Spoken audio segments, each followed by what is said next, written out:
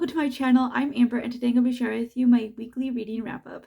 So this week I had been planning to do a reading vlog, but I just felt the need to do a weekly wrap up instead. I don't know, maybe I will go back to doing vlogs again. I've been going back and forth on what I want to do video wise, but we shall see. I'll constantly change my mind, which is probably why I don't get traction on my channel, because I'm constantly changing how I do things. But either way, let's just talk about what I've read this week. I read 4 books, and 2 of those 4 were DNFs. As I mentioned before, I do count them as read, and especially for, well, both of them actually. I got halfway through these books before I DNF'd them. So anyways, the first book that I DNF'd was Don't Look Back by Ben Cheatham, sorry, Ben Cheatham. This was a Kindle Unlimited choice. I was expecting this to be like a haunted house horror novel, and it's about this couple who has had a tragedy hit. They're going through, they're grieving, and they're kind of lost in the relationship a little bit. And so one day they notice that there's a house up for rent, and it piques their interest because you have to go through, you have to apply online, then you have to go through an interview process, and if you're chosen you get to live there free, which is something that appeals to them, especially as they're not doing financially well. And so they go through the process, and of course they end up being the ones chosen. And the assumption that I got from the synopsis was that the house is supposed to be haunted, and that's the reason why they're able to live there free, is because the house is haunted. There's my issues with this book was the fact that we got halfway through this book, and this book is quite short as it is, and nothing spooky, ominous feeling. I was wanting haunted, spooky, ominous feelings, and I didn't get any of that. I did really like the writing style, and I don't think that this would have been as pronounced. Certainly I would have finished this book if other aspects of this book were better, but I feel like it made it even more noticeable than it would have been. At least I think I wouldn't have acknowledged it, but it wouldn't have been something that would have prevented me from finishing it. But there is this subtle misogyny from the protagonist, especially when it comes to the fact that he makes, as soon as he knows that the owner is a woman and that she believes this house is haunted, he automatically assumes that she must have a mental illness or something.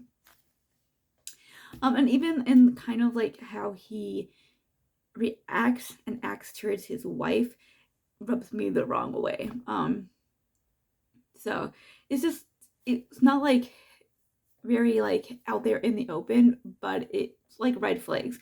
So I didn't really care for the protagonist. Even without that aspect, he's just really annoying and kind of bland. All these characters were just kind of bland, and the writing was just very stilted, and just kind of it feels like this is his first novel. I don't know if it actually is. I don't, and so I wasn't really getting what I was hoping for it to give. The next book that I DNF'd, which is the one that I am really disappointed about, because I've been wanting to read this book for years, and I heard a lot of positive things about this book, so I was really shocked and surprised and disappointed that I wasn't one of those positive people.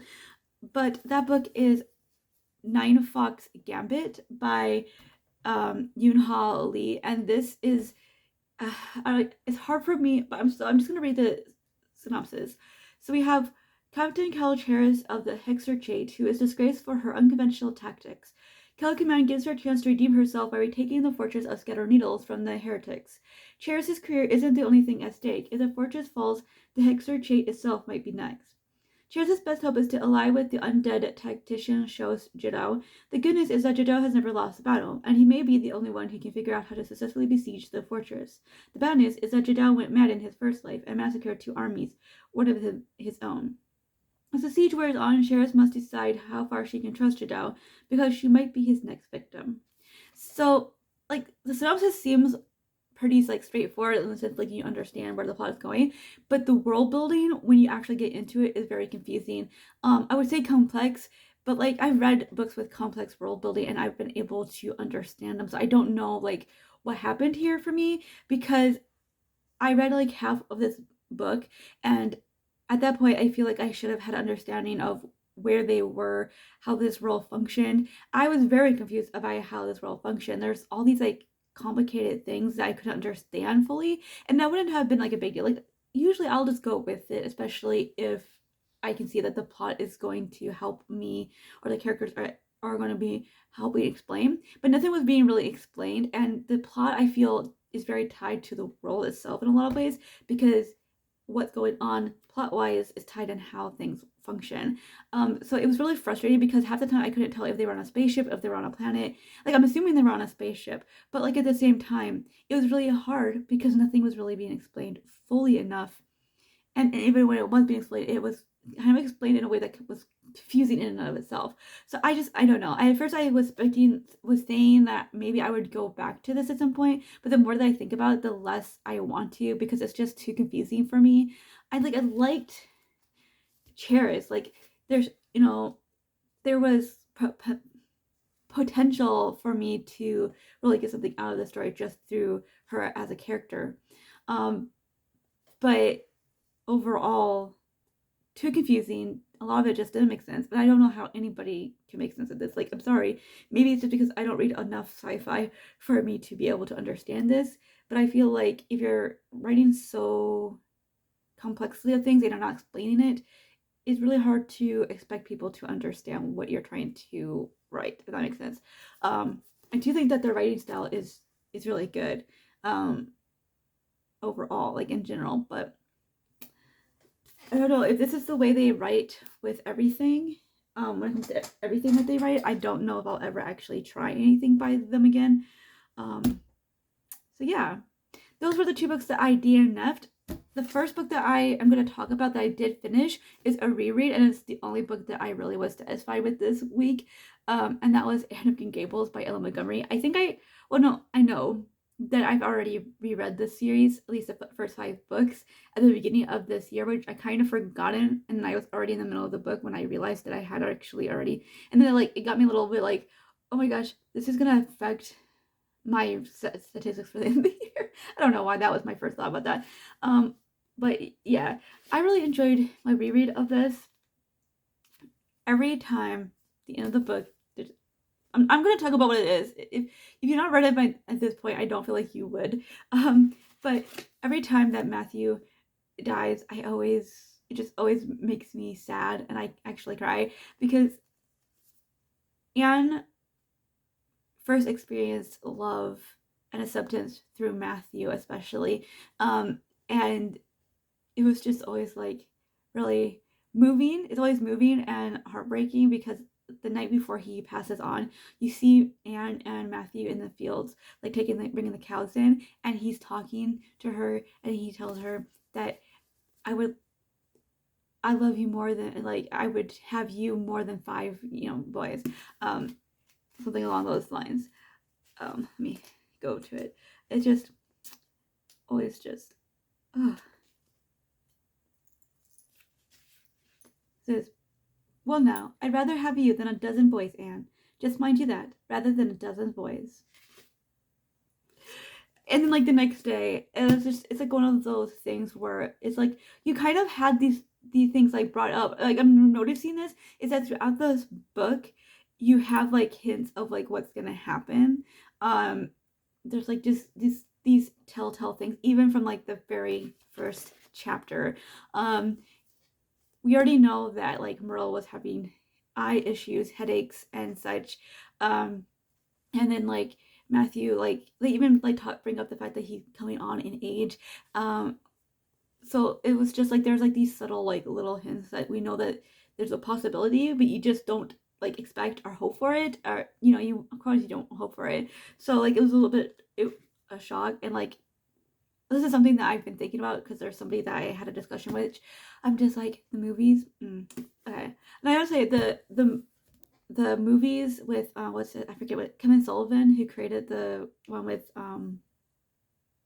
what's her name? Like Diane. I love the first movie, especially like the first like 2/3 of the movie, but the way that he changed the last two films was horrendous. Like I cannot even watch it. Like I saw trailers for it and I'm just like, what the hell is this?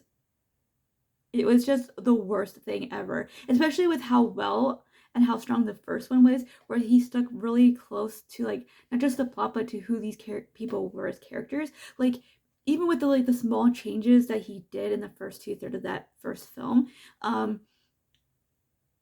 Anne was just so Annish, and Marilla and Matthew were just everything that I pictured of these three people. Like, and I loved that first film for that. And then in the last bit of that film, you start noticing certain things changing, which I really kind of was annoyed with because Anne wasn't even thinking about romance. And they like twisted it into like that. And then like they changed everything about who these people are and what their stories were, especially Anne in general. Like, you know, obviously it's all about Anne. So like it was atrocious. And I feel like Ellen Montgomery would be rolling in her grave if she knew what they did to her, what he did to her Anne in her stories, because it was awful. And I know that there was like this whole thing about like Sullivan had like there was a conflict between him and the Montgomery organization or whatever, which I just learned about like a year or two ago. But still, it's just the utter disrespect to Ellen Montgomery. So I don't plan to watch the films anymore. Like sometimes I've been tempted, but then like every time I watch the first film, the more it like makes me cringe, especially with the latter half of the film. But anyways, I've rambled on enough. I really enjoyed my reread of this first book. Then on to the last book that I read this week, which was The Farfield by Madhuri Fajay. This is set in India. This is about Shalini, whose mother had died like 3 years ago. And we see her still dealing with grief, kind of floundering in life a little bit. She's a very privileged, quite uneducated about her own country's history, it seems like.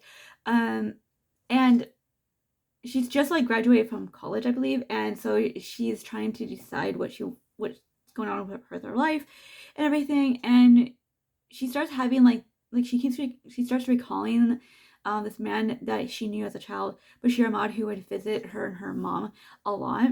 And for some reason, she ties her mom's death to him. So she decides to go and look and search for him and find out where he is and to confront him.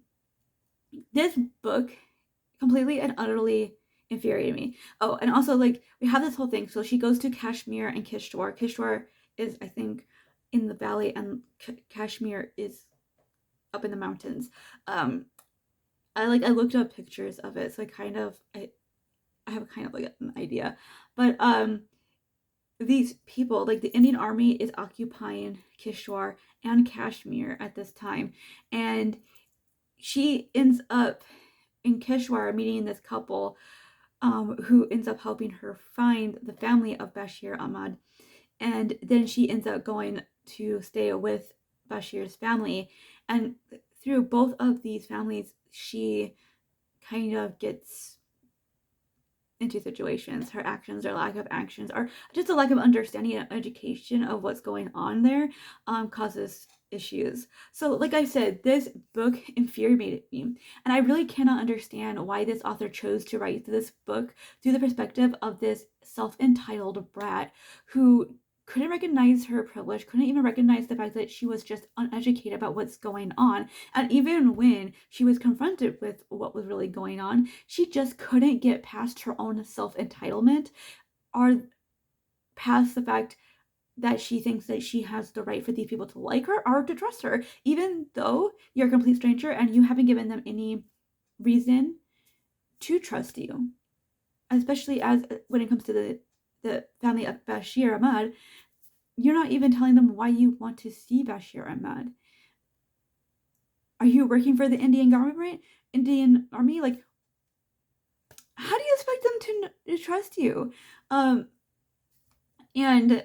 it really like angers me because there's a lot of historical context that I feel that if you do not know anything about what is going on in what was going on in the situation, in this particular situation, when it comes to the historical context of what led up to the Indian Army being there and both sides of the situation, you're not going to understand anything really what's going on, just as Shalini doesn't understand. And I find it, is irony the right word? I find it ironic that the author is like sharing or telling the story through an uneducated, uninformed person, and yet doesn't give you the historical context. So she is somehow making an assumption that we, the reader, are going to know the historical context. So like I was confused a little bit. Like I understood a little bit from like another book that I had read, but I don't know if it actually is tied into this. There's like certain things that reminded me of the situations that was brought up in another book, but like I don't know. And she doesn't really give you a clear idea, which is another reason why I was frustrated with the fact that we were being told the story through Shalini, who has no idea of what's going on or understanding of, like I said, the historical context. So, and I'm just like, why aren't we getting the perspectives or just getting the story in general through these people's lives? They were more compelling and more interesting to me than Shalini. I wanted to hear their stories. I wanted to understand what their lives were like. And I felt for them so much because Shalini comes into their lives, creates chaos, and then at the end just leaves and gets to go back to her privileged life. And you don't even see that there was any actual impact on her personally and how she chooses to live her life in the future. And we recognize that that she is telling this story 6 years after she was there. So she's a 30-year-old writing this confession about what happened 6 years previous. And what really frustrated me is the fact that she even acknowledges the fact that writing this book doesn't create a change, doesn't do anything except to assuage her personal guilt. So she's just able to like, here, look at what I did, and I can just move on, la di da. While she had actually caused harm to these people, and she literally does not care. That's what I got from this book, is that Shalini is a selfish, self-entitled, privileged rat who expects everybody to like her and to cater to her and doesn't care how her actions affect and impact others. So I just find this book so very infuriating, and I couldn't understand what was the purpose of her telling this story that had power and could have been very moving if it had been told through a different lens. Shalini was just, and also I found it frustrating that so like I said, she was supposed to be there to meet Bashir Ahmed to confront him with this whole thing, this whole idea that she had that her mom's death was tied to him. And then we find out, and I'm gonna say this because I don't see it as a spoiler. You get an idea through the memories that there is like something going on, and if you have any inkling of anything, you'll know that Shalini's mother is going through a mental illness. We don't know exactly what it is; it's never made clear, but it would make sense that it led up to suicide.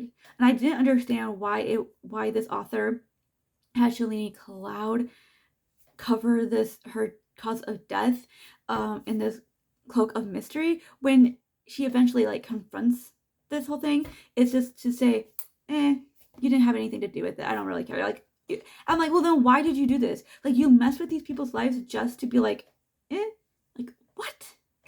So it was just all sorts of like frustration and anger inducing.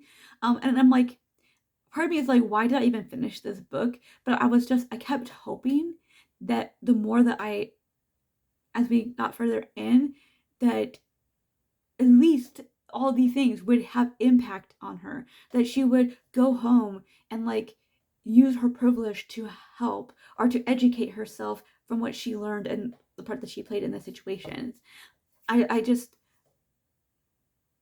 and none of it happened.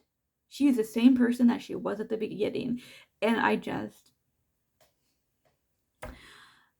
okay, so if you know anything about the history of Kishwar and Kashmir and the whole Indian Army occupation, and you know any resources, books that give both sides, unbiased perspective as much as possible. I would love to give recommendations because I want to know what's going on in the historical context of the situation, and I can't really find anything. I don't know how to search it up very well because I was trying to find like books that dealt with this and the history of Kishore, and I couldn't really find anything that didn't come off as very biased uh, towards the Indian Army. Like there's like one where it was like literally saying like the Indian Army is this great thing. I'm just like, I don't think so. I don't think so. So I just overall frustrating book. But let's talk about what I will be reading in the coming week. The first book I was supposed to have read this week, but I pushed it back because I realized because I was going to read it like through the month because it was a nonfiction, and then I realized that if I don't just read it my normal way of like read like my page links each day, I'm just never going to. I'll just keep procrastinating, so I have to like go back to my normal thing. So I'm gonna focus it on this week, and that is The Warmth of Other Suns: The Epic Story of America's Great Migration by Isabel Wilkerson. I've already read 40 pages of this, and yeah, something that I had just read.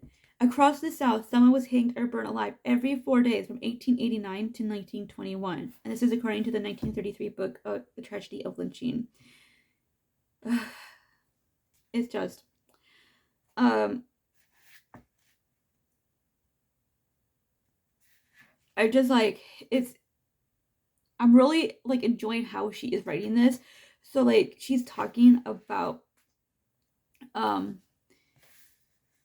after like right here she's talking about how by the mid 70s 1870s when the North withdrew its oversight in the face of Southern hostility, the whites in the South began to try the caste system founded under slavery. Nursing the wounds of defeat and seeking a scapegoat, much like Germany in the years leading up to Nazism, began to undo the opportunities accorded freed slaves during Reconstruction and to refine the language of white supremacy. I think we basically kind of an understanding like we saw the regression back to white supremacy and all of that, and basically freed people were really just slaves, but just not in the way that they used to look like, what it used to look like. So, and then it's like not unlike European Jews who watched the world close in on them slowly, perhaps barely perceptibly at the start of Nazism, colored people in the South would first react in denial and disbelief to the rising hysteria, then helpless to stop it, attempted a belated resistance,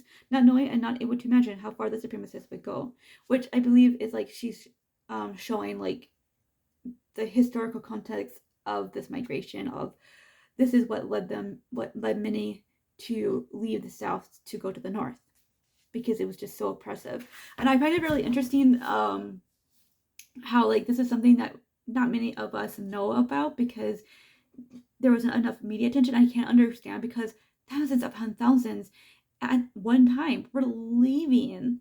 It was a mass migration from the South to the North, and the fact that it wasn't even talked about through the media at the time is just atrocious to me.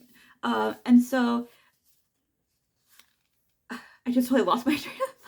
But I find this whole thing just very interesting and just like, oh, here we go. What I was gonna say is that it's interesting to see it because apparently this is like kind of the historical context of what led to the civil rights movements in part. Like we see it in like talking about what I just read right there.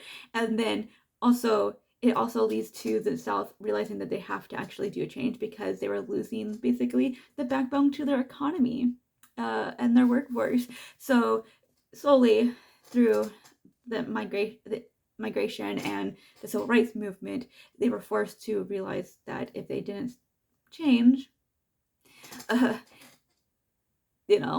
so I'm really enjoying how she's writing this. There's a narrative style to this in the sense she's focusing on like 3 people and their separate stories and their experiences through this migration and their start of life in the North, etc. And then I noticed that there's like these chapters in betweens where she gives you historical context and background to what was going on at the time that you're seeing these people at, to help you understand certain things that the people that she's writing their perspectives through wouldn't be able to like always see or recognize. So it's just, I'm loving it. I just need to like, dive in.